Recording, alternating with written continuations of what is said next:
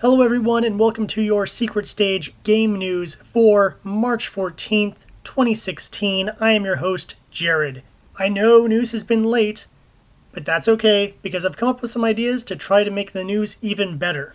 So with no more preface, let's get started. First off, we begin with the PC news. Square Enix is offering an Easter bundle for $10.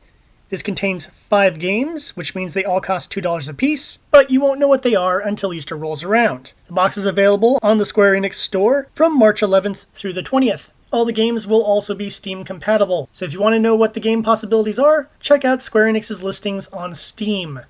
But I'll tell you this much, those games almost never go on sale for $2 a piece. So even if this whole set is made up of random choices, at least you'll know you'll get a good deal on said random choices.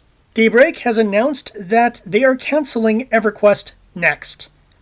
Now, I thought they were going to cancel it because the name sounded stupid, but as it turns out, the game is not up to their standards, and frankly, it wasn't fun. However, they do say there are future plans for EverQuest, and they are glad that the EverQuest community is still strong. On the upcoming releases side of things, Dang Dong Rampa 2 PC version will be making its way to Steam on April 18th. Hotolo no Kyu PC version will be delayed until April 25th. Keep that in mind. And we also have some news out of the console side of things.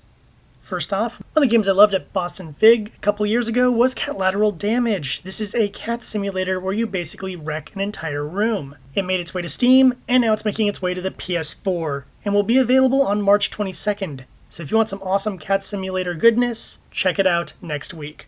Also, if you're into Metroidvania games, Axum Verge is making its way to Xbox One and Wii U. It's already been on PC and PS4 for a while now. It has a really cool gun gimmick, and it's a really awesome game. Unfortunately, we do not have a release date just yet.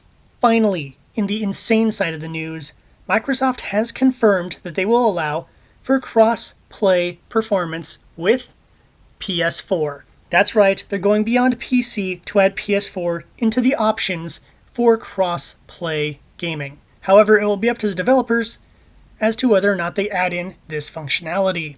The first group that seems to be on board with this is the team behind Rocket League, who as soon as they're done making the patches required to make it cross-play with PC, will then have it continue onto PS4.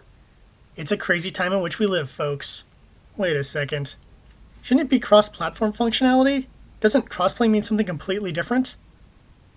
I stand by it. That awkwardness aside, we have our general news. First off, Teenage Mutant Ninja Turtles Mutants in Manhattan has finally gotten its release date. It'll be on May 24th for PC, PS3, PS4, Xbox 360, and Xbox One because Platinum Games refuses to stick to just one console. Also, Oddworld is getting a brand new sequel called Oddworld Soulstorm. It'll be a direct sequel to the new and tasty game which came out recently. There is no platform listings yet, nor is there a release date, but they have told us it will have a more cinematic style with a much darker tone and story. Very interesting to see Oddworld go that direction yet again. The Borderlands movie has been announced. It's being produced by Avi and Ari Arad, who did a bunch of Marvel movies and cartoons back in the day, and it's being developed by Lionsgate. Son of a bitch. Well, that could be good, but it is Lionsgate, and they produced a lot of crap over the years. However, how hard could it really be to do a Borderlands movie? Get a bunch of people, give them guns, give them explosions, get Michael Bay involved for God's sake. I mean, who the hell cares? It's freaking Borderlands. As long as there's guns and explosions, you're basically set.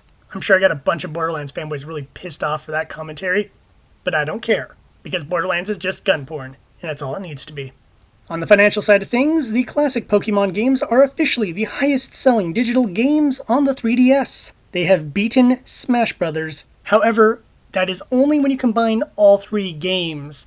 Nintendo has not given us the solo numbers just yet, but I'd like to hear them because I'm very curious to see which of the 3 is the most popular. Lastly, on the fun side of things, a fan has made a 3D NES emulator.